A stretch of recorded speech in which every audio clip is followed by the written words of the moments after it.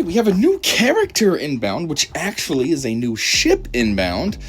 I already did the developer's insights, so hopefully you checked that out.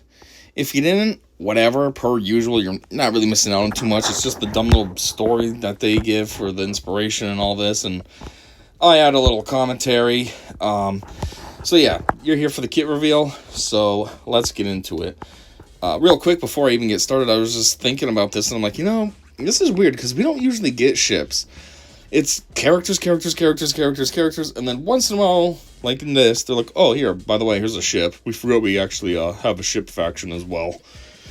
So, anyways, I was just thinking, like, I don't really know ship synergies and all that too well. I don't really pay attention to ships. A lot of times I put my teams out there and just auto it. The only teams I really have any kind of idea on is my Executor team. So that's Executor and then the 6 Bounty Hunter ships, and that's really it.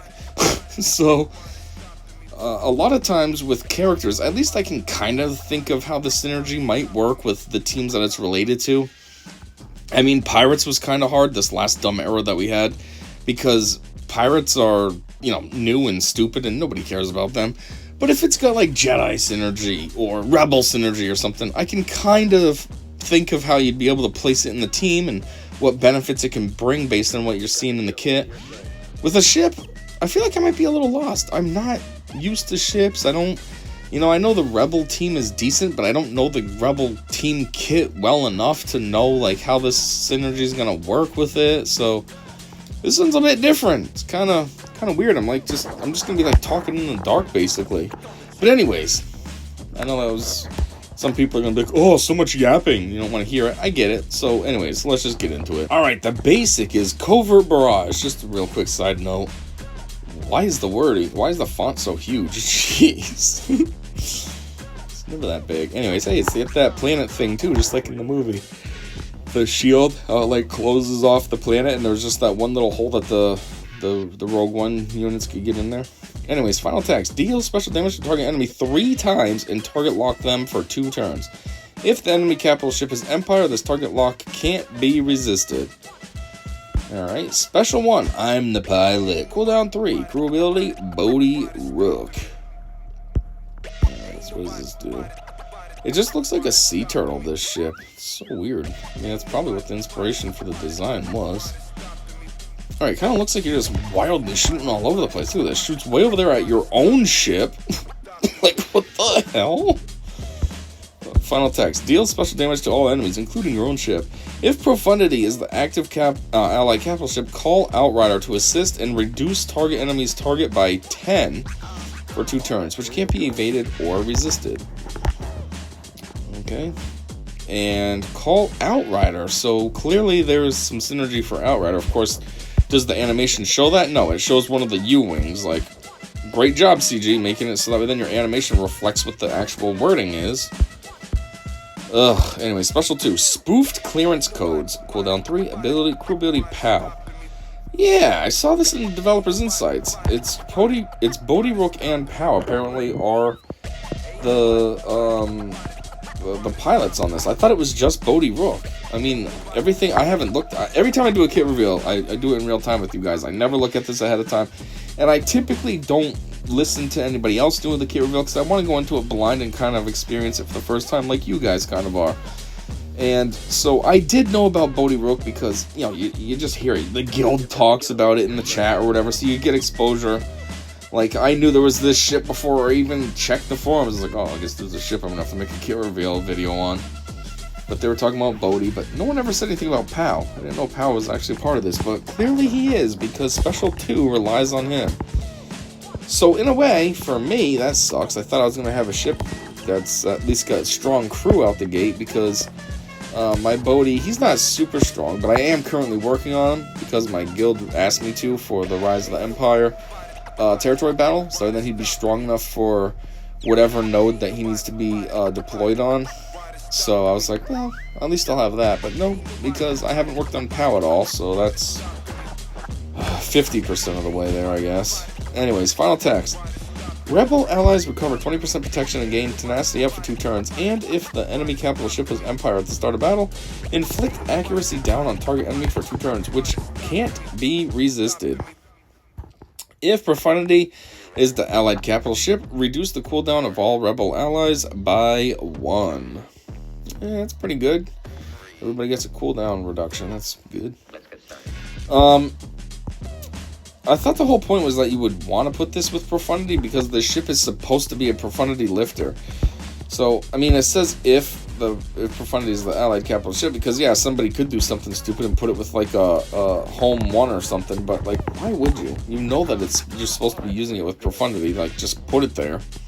Don't try to think you're cute, you making up stupid teams. Unique. June 8th. Final text. At the start of battle, if the ally capital ship is Profundity, it should be, Rogue One gains 25% max health. And if Rogue One is in the reinforcement slot and the enemy capital ship is Empire, all Rebel allies gain breach immunity, which can't be copied, dispelled, or prevented. And protection up 100% for 2 turns, which can't be dispelled. Breach immunity. Wow, that is a dick move right there. Holy crap. Because breach is what's needed on the Executor team to charge up the ultimate. So if you're not if all the ships have breach immunity, you can't lay down any of your, let's say, fuel to get your ultimate going. And if you're in control of the battle, you know what I mean? You're not like, it's not on AI or, you know what I mean? Like, you don't have it on full auto, I mean, or it's not like somebody found you in squads and they're fighting you, so now it's like the computer is controlling it. But if it's you, then you can control when this ship comes out, which means you could just leave it in reinforcements forever, and that means every single ship that comes out is always going to be able to continuously inflict breach immunity. So that means every time the opponent is sending out their ships, they can't get breach on them. Which means, basically, the Executor's Final will never charge up. This almost feels like cheating. Jeez, they said that this was a lifter unit, but this is just ridiculous. This is beyond next level. This is like, yeah, fuck the Executor. We want the Profundity to be, like, the one. And we kind of screwed up because it hasn't been, but it will be now. Like, jeez. And it can't be dispelled, and it can't be prevented. Like, it's guaranteed to... Yup, breach immunity. Jeez.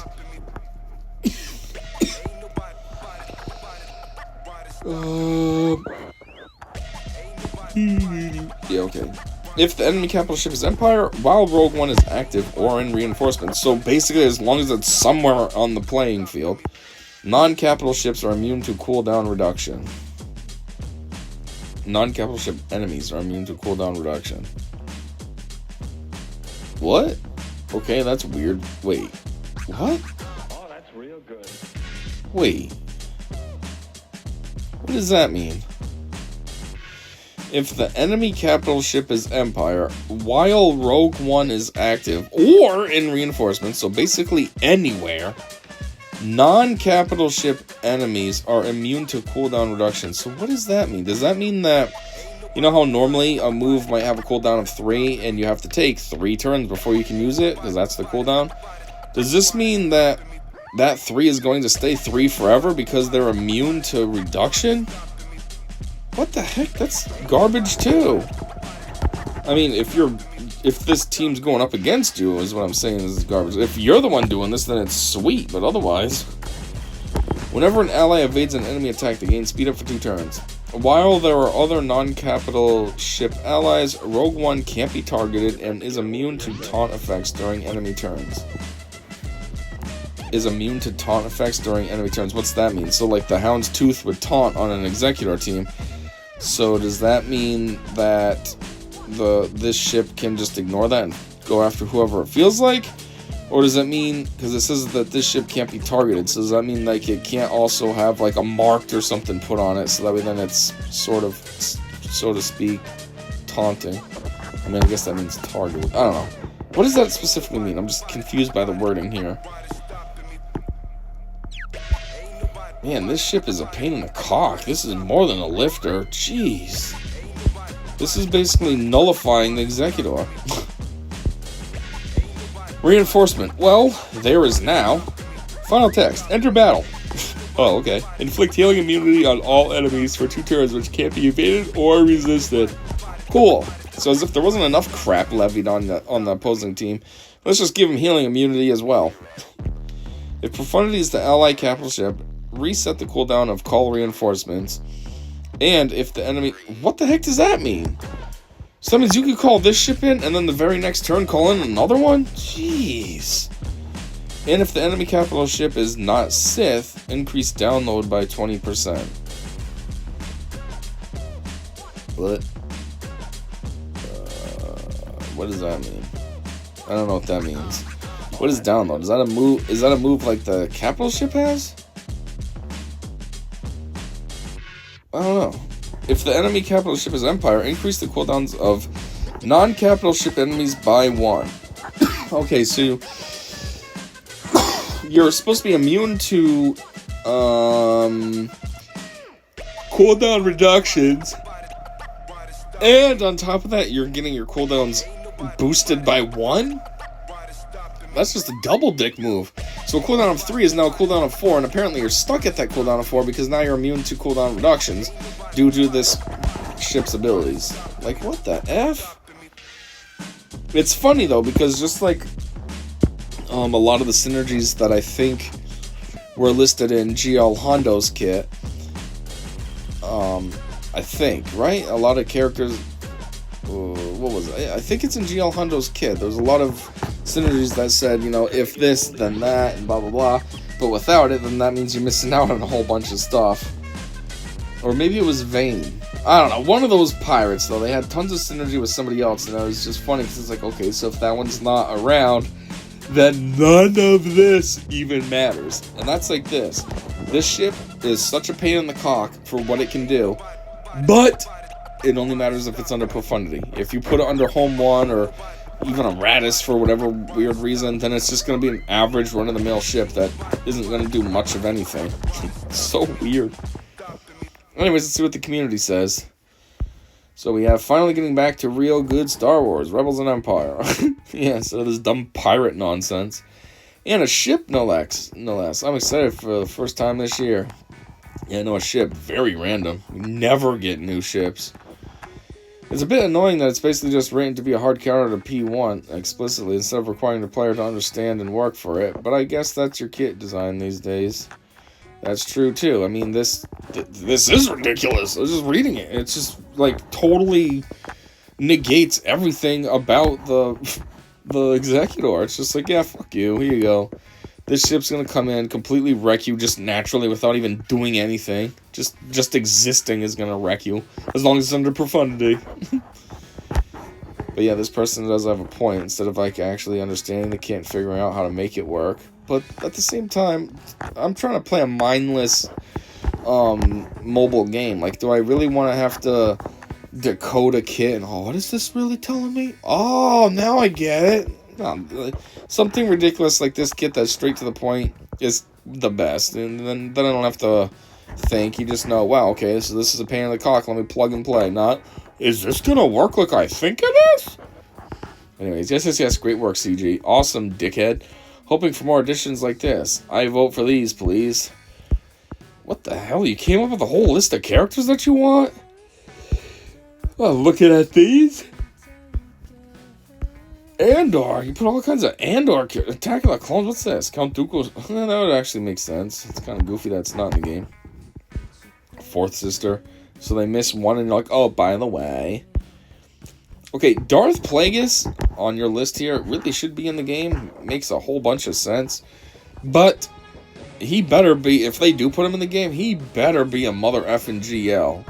If anything, they better make up like a new category of GL that makes him even better than the GLs, you know what I mean? Like how GLs currently are way advanced over regular characters. They better make it so like this GL is way advanced over GLs. Maybe make it so like he's the only GL that you can pair up with another GL or something, you know what I mean? And make it so that way then maybe one of his Rex is another GL, like you need to have C or something. I only say this because Darth Plagueis is almost like the Star Wars god, if you will. You know what I mean? For lack of a better word. It's like Arceus in Pokemon. The Pokemon god, basically. Like, that's kind of like what Plagueis is, in a way. Granted, he's new age. You know, you got all the older guys like Darth Bane and stuff. And, I mean, even Tenebrous before him. And, you know, all those. But I'm just saying, like, he learned a lot. He's the one that, you know, Sidious is telling you about. Oh, you know, he was able to save people. He had such a connection to the Force and all this. But I was the one that motherfucking killed him. Which, then when you find out about it in the book, it's kind of a really gay way that he did it. He got him really drunk and just kind of, you know, it was easy for him. Plagueis was obviously not in peak shape while he was wasted, and Sidious took advantage. And it was like, oh, so he didn't even do it in, like, a cool way. Like, pfft. But anyways, yeah, I just feel like, you know, he is definitely supposed to be an OP character. Like, make him OP as F. Galen Erso. I feel like he'd be kind of pointless in the game. Only because Galen is just a guy. You know what I mean? He's just an architect. He'd almost be like a 3PO type character. Like, what kind of kit would he even have? He'd have to be a 3PO character who... What would he even do? He specializes in building ships. He'd have to be like some kind of like, I don't know, 3PO character for the ships, but then how would he even work? I don't know. Anyways, person with their giant ass list. Looks like Crush from Finding Nemo, lol. Hey, that's what I said. A sea turtle. Tortoise 1, the space turtle. Dude. Great addition to the game. So, is this ship outside of the era, or will the next era be ships /R1? That would be weird. It's / kind of cool if they did make the next era ships. If they went with Rogue One, though, that would be super weird. They already did a whole Rogue One thing, so to go back to it again would be sort of weird. Like, alright, why are we readdressing this 10 years later? Now give us more ships. I don't know what that's supposed to mean, but okay. Oh, I get it, because W is supposed to be like good or whatever, so they're just saying it 3 times. Oh, is it time for the one and only ship of the year? I'm glad to see ships getting more love, even if it isn't Red 5 or Naboo Starfighter or a whole new fleet. Ships are one of the most recognizable and beloved parts of Star Wars, and the fact we don't have more is kind of really sad. Yeah, Naboo not having any ships here is weird. I've always thought that too, because that yellow ship is ridiculously iconic. Not only is it ridiculously iconic just in general, but like, Anakin even flew one. You know, that's when he was kind of screwing around, just sitting there when, Obi-Wan and Qui-Gon told him to stay there, and then he's just screwing around and ends up flying it, but he does well. Like, it's like doubly iconic. Anakin flew one, and it's like the face of Naboo. But that is also something I've always thought of. Their lack of ships is just kind of weird. Like, when they rolled ships out, it just seemed almost like an afterthought. Like, we really feel like we should have ships in the game, but we don't really know what to do. So, like, here they are, and I don't know, figure it out. And, like, that's kind of part of the reason why it seems like they don't do anything with them either. They're just kind of there. You know what I mean? They don't have any game modes for ships. Like, characters have everything. Characters have conquest. Characters have a strong focus on squad arena, for players at least. You know, characters have territory battles, territory wars. Yeah, granted, you have to set up some ships in territory wars, but it's 2 nodes versus, 3, 4, 5, 7, like 9 or so for the characters. Same as territory battles. Yeah, there's ship nodes as well and such, but it's nothing in comparison to the characters. And what else?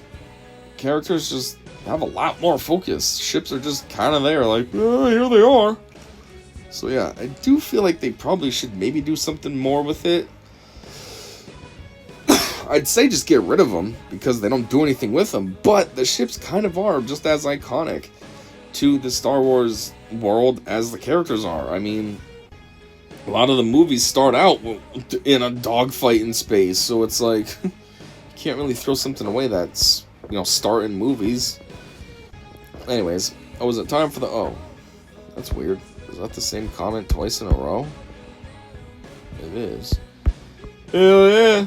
And then 5 rockets. Not sure what that's all about, but sure. Anyways, I guess that's all I got.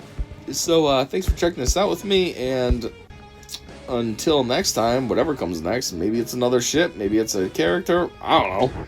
But until then, I said see ya.